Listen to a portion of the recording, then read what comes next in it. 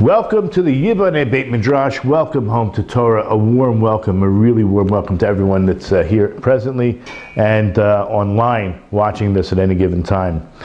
Tonight's class will be broken into two segments. One, and I really want to speak about Shavuot, the upcoming holiday. So let's start with Adam, for example. Adam lived how many years? 930 years, but he was supposed to live 1,000 or more.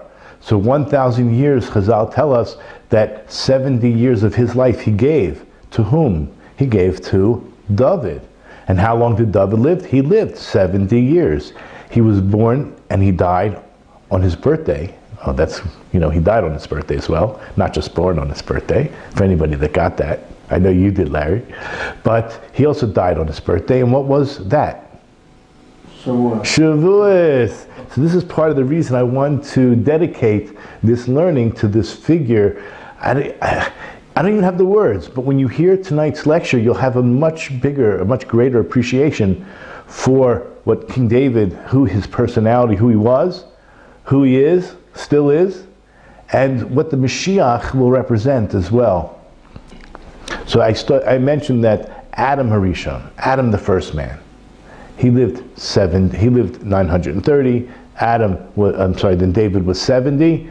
The letters, Adam himself, like in other words, the whole blueprint of who Adam is Adam Harishon for the A, or the Aleph, Daled, the D, is for Dovid, and the M, the Mem at the end, is for Mashiach. So the whole blueprint of mankind is from Adam, which is the soul, that special soul. And then it became into Dovid, and then it's into Mashiach. But really, truth be told, it's the same soul that Moshe had. Moshe was the Mashiach. Okay, it's the same soul, and every generation, that soul is in this world somewhere. Okay, so just as an appreciation for Dovid, I just want to mention that, see, the Torah doesn't just belong to individuals, right? And it shouldn't be, it's only my Torah, right? The Torah actually belongs to the whole nation of Israel. That's for starters. And more than that, the Jewish people are the heart of the world. So too, Dovid is like the heart. The king represents the heart of the nation. And therefore, whatever he represents is really a message and to be able to relate to every human being. With the intricacies of the relationships, okay, with Lot and his two daughters, Ammon and Moab, and the nations that came from those nations, from those daughters, and then you had Yehuda and Tamar, intricate relationship that we're not going to discuss tonight in depth anyway, and then you had, of course, who else? Ruth and Boaz, which is a very seemingly awkward relationship, right? And David has the most awkward, and that's what I'm going to discuss tonight, this awkward relationship that David actually had with his father Yesai, right? How did David come about? Wait till you hear there's going to be, now, let's start with Psalm 69. Now I only have certain verses that I want to share with you, but this gives you an idea who Dovid HaMelach is, or at least when you hear these verses you're going to say, what? That's Dovid HaMelach? And then we'll go into it a little bit. So, save me, O God, for the waters threaten to engulf me. That's how he felt. I am wearied by my calling out, and my throat is dry. I've lost hope in waiting. If this isn't the Jewish people's predicament for the last 3,300 years, it's unbelievable. The more numerous than the hairs on my head are those who hate me without reason. Right? All the anti-Semitism. This is David, who's the heart of the Jewish people. Must I then repay what I have not stolen? Right? They're asking for us things that we haven't even stolen. Mighty are those who would cut me down, who are my enemies without cause. We have enemies all around us. Oh God, you know my folly, and my unintended wrongs are not hidden from you. Now this is where we pinpoint. It is for your sake that I have borne disgrace, that humiliation covers my face. What was Dovid feeling? What experience in his life caused him to emote this? I had become a stranger to my brothers, an alien to my mother's sons. Crazy. We know this is how Dovid felt. What made him feel this way? Out of envy for your house, they ravaged me. The disgraces of those who revile you have fallen upon me. Right? The Jew, Yisrael, represents God. We're God's ambassadors. Yisra, right? The Sar El. We're God's ambassadors. Those who sit by the gate talk about me. I am taunted by drunkards. Disgrace breaks my heart, and I am left deathly sick. Here's another line that's unbelievable. I hope for solace, but there is none. He's looking for comfort, but there's no comfort. And for someone to comfort me, but I find no one. They put gall in my meal and gave me vinegar to quench my thirst. Okay, these are only certain lines. But we know that King David had a tremendous amount of challenges through his life. Okay, but what made him feel so alone and disgraced? What exactly caused this?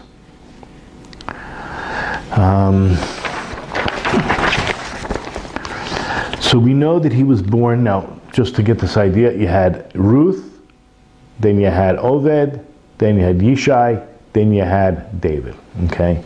So Yeshai sat on the Sanhedrin. He was actually the head of the Sanhedrin. Now David, when he was the king, he also sat on the Sanhedrin. Unbelievable what King David did. When he was in the Sanhedrin, he judged the people. You can see that in 2 Samuel 8:15. But you know, he's the one who decreed that we should make 100 blessings a day. Okay, through his Sanhedrin. They instituted part of Birkat HaMazon that we say every time we eat bread, after we eat bread, the blessings after the meal. The blessings on Jerusalem. Him and Solomon created the third blessing. Another interesting decree, and these are rabbinic decrees, by the way, not being alone with a female. Now, in a secluded area, if you were with a married, like if she was married, that's already decreed in the Torah. You're not allowed to be with her in a secluded area. But a single woman, King David decreed as yichud. Oh yeah, I didn't know that. Yeah, it's a rabbinic command. In other words, deraisa from the Torah itself. It's forbidden for us to be alone with a woman who's not our wife, who's married. But a single woman is King David in his genius, right? Genius. I think people make fun of Vice President Pence because they shouldn't, but they do. That apparently it was well known in the campaign, before Trump was even elected, that I guess it was lefties or anti-religious people were making fun that Pence has a policy of always leaving a door open if he's ever in a room with a woman. I don't know. He got it from us, or he's just intuitive. He knows what's good for him, right? Okay, so Yeshai was an amazing person, and Yeshai was one of only 4 righteous individuals who never sinned. Never sinned, right? I know there's a verse that says But he caused suffering to David, so how can we say that he didn't sin? Wait till you hear what suffering he caused to him. He didn't know. He didn't know. What didn't he know? What suffering did he cause to him? Wait till, this is what we're going to talk about tonight. Okay, exactly. You hit the nail on the head. We know that when David was born, as you're mentioning, there's such derision and contempt over his birth. And really, this is what he means when he speaks about this idea that I was a stranger to my brothers, a foreigner to my mother's sons. What was this all about? He wasn't even allowed to eat with his family at the same table. They put him in the corner. You talk about a black sheep? He was the black sheep. All right, whatever that means. So they always sent him out. Go take care of the flocks.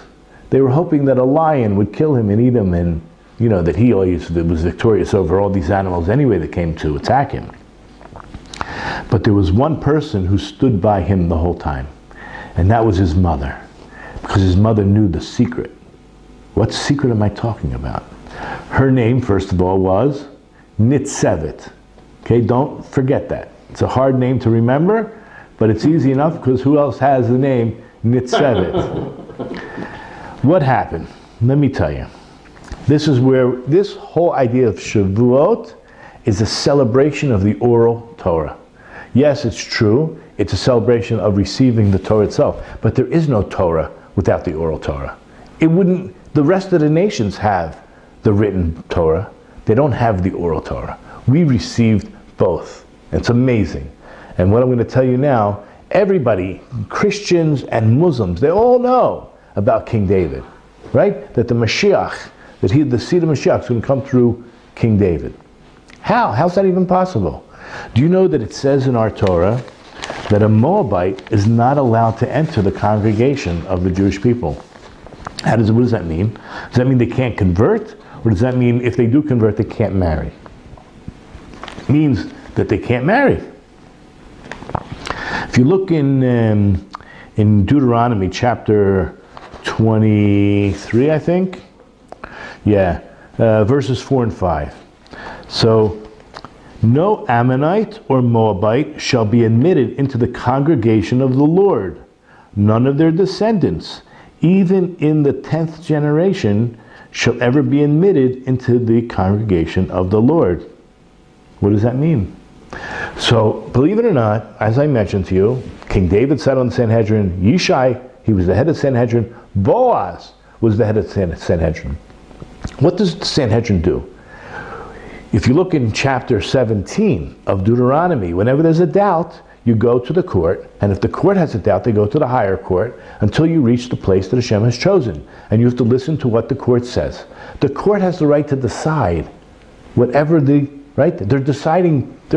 There's integrity here. These are the 70 of the most righteous people who are full of wisdom and Ruach HaKodesh, really filled with the Spirit of God, and they're able to use the tools that God gave them to make the determination. This is not called the doctrine of man. This is the doctrine of God. Okay, this is how it's done. And whether or not a Moabite could enter the congregation is no question. It says it black and white. Correct? Well, guess what? Ruth comes, she's a Moabite. Is she not? So there was always a tradition from Moses' time that this was only about the men, not the women. But because of a few reasons. Could be because no Moabite women had ever tried to convert before or in a long time, so it really wasn't an issue and it was forgotten, right? If things aren't happening on a regular basis, so you kind of forget about it.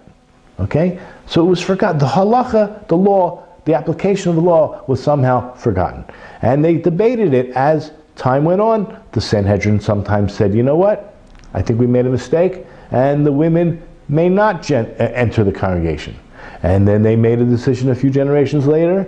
Yes, they can enter into marriage with a Jew if they converted properly.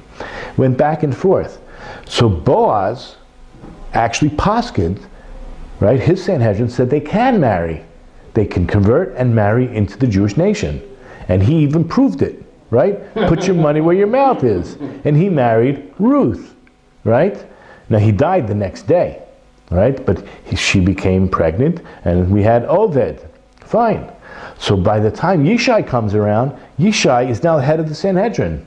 And he himself has doubts. What if Boaz was wrong? What if the base din of Boaz was wrong? They had the right to change it. Well, he didn't change it, but he was afraid. Now this is where things get a little sketchy. What did he do? If he had a doubt, he's considering himself a Jew, right, as a grandson of Ruth, a Moabite.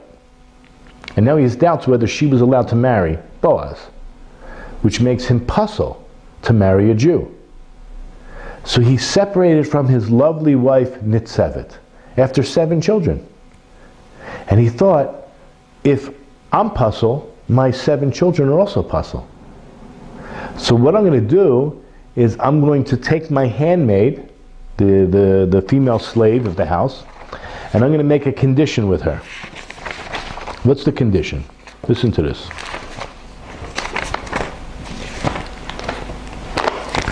He says, I'm going to free you on condition. Right? You can free your slave. And she becomes a Jew. But he did it on condition.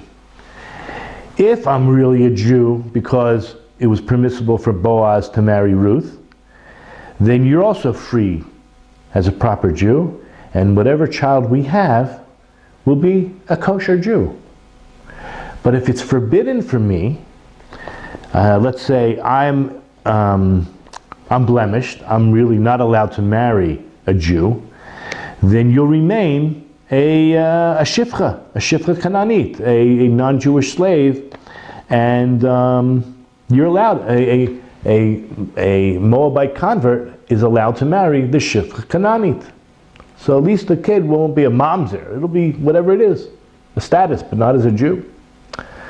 Okay, so what do we have here? He made now, his handmaid told his wife. This is like, come on. Listen, they already weren't sleeping for many years. It's already, she knew his dilemma. And she felt bad for him. And now the handmaid comes and says, your husband wants to sleep with me. He wants to have kosher children. The whole point was, the 7 children he had with you, he's in doubt. How do you think she feels? She feels terrible, right? But she supports her husband. So they made a deal, just like Rachel and Leah, right? Where Rachel was supposed to be with Yaakov, and there were certain signs, and she gave him over to Leah, and Leah was with Yaakov. Remember the first night. So too, if there were signs, she gave him over. So Yeshai slept with his wife, not knowing it was his wife. He thought it was his handmaid. And any time that he was supposed to sleep with his handmaid, it was always his wife. He didn't know it. So the question you asked earlier, did Yeshai, if he was sin-free, how is it that he gave Dovid such anguish? That's a sin.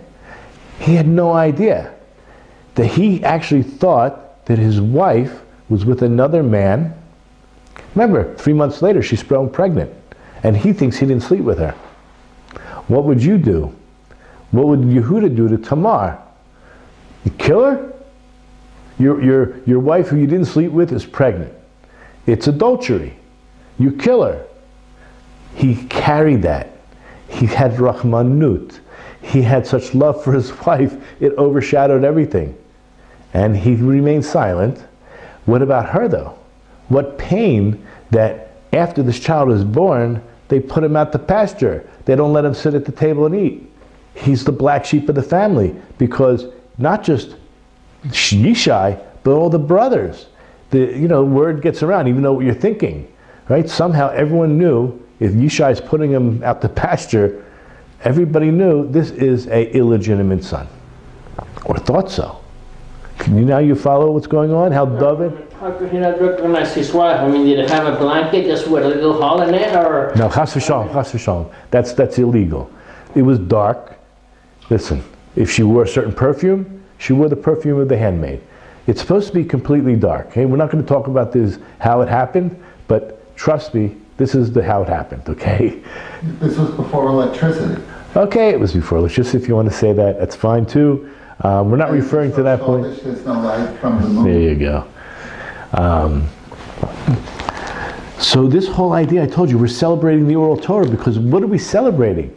King David, kosher. He's kosher. There's no blemish, right? And he suffered all the way through. And his mother told him the truth. What? That you're mine, meaning from your Yeshai, not from somebody else. And yet they all remained silent. 28 years until Samuel the prophet comes. Right? You know the whole story. Samuel comes to anoint a king from Yeshai's sons. And the story is unbelievable. Where do we have the, here's the, at last Samuel said to Yeshai, after looking at all the other children and deciding, yes, no, maybe, no. You can look at 1 Samuel chapter 16, verses 6 through 12. So Samuel says to Yeshai, but after the 7 kids, he already puzzled. He already said, none of them are the king. Are there no lads remaining? He answered, a small one is left. He's taking care of the sheep. So Samuel says to him, send for him and have him brought. We will not stir until he comes. So he sent for him and had him brought. He was of ruddy complexion, with red hair, beautiful eyes, and handsome to look at. God said, meaning through Samuel, rise up, anoint him. Mashiach, anoint him, for this is the one. So we have a much better idea now of the anguish. When we read Psalm 69, that was only a window, a small window, into all the other Psalms. David is being chased by his enemies. What he felt for the first 28 years of his life in his relationship with his father, and the love and care and warmth that he felt, the empathy of his mother, because she also went through a tremendous pain, just as he did. So what I wanted to get across in this little lesson was the tremendous value that we have for the oral Torah, and the non-Jews who all believe in some kind of messianic figure coming through David. Hello, you must accept that we have a valid oral Torah. We know we do. We don't have to fight. We don't have to prove to anybody anything. But many of the Gentiles fight with us, right? And say, oh, we all have the Torah. The Torah is for all of us. And you know what? The truth is that the written Torah, what God wants you to know, is for you, for the Gentiles as well. But what the real meaning behind every single word and every single nuance, you can only find through us. We were there. We're the witnesses. We stood at Mount Sinai. And this is Shavuot. Shavuot is not just about accepting the written Torah. It's really about the acceptance, whether it was forced on us or not. Okay? Let's just say it was forced on us. The Jews didn't have much of a choice. We had to accept it. Help us in our mission. Don't work against us. Okay? Work with us. We actually have a tradition of what the Bible means. Okay? So you can team up with us, right? Or you can drop off the face of the planet for all I care, right? but we have a mission, and it would be nice if you joined us in the mission of supporting us in letting the world know. I give classes on 7 Noahide laws, right? On on what it means to be a Noahide, and I will put a link down below that you could check that series out. But for the Jews out there, this is our holy, the rich heritage that we have. And if you dedicate yourself this Shavuos, right, to learning more about your own heritage and dedicating yourself to learning Torah, I would suggest for the non-Jews to dedicate themselves to learning the parts of the Torah that is shayach, or relates to them, okay, which is a vast amount, unbelievable amount. But that if we all be open to accepting the Torah, and I think this, I've spoken about this before, the word for Keter Torah, which is now going to be the next lesson, Keter Torah is the crown of Torah. The crown is not placed in the right place, right? The corona is not in its right place. We need to put the corona in the right place. 620 letters, the word Keter is 620. Kaf, 20. Taf is 400. Resh, 200. 620 letters. Represents the 613 mitzvahs for the Jew and the 7 mitzvahs for the Noahide. If we all accept the Keter of Torah as the most important thing, right? Putting it back in its right place, I'm going to just bless you, and I'm going to guarantee you, you'll have life in the world to come. That's all I can guarantee you. I can't guarantee you anything else, but you'll have life in the world to come. So with that, we'll start part 2.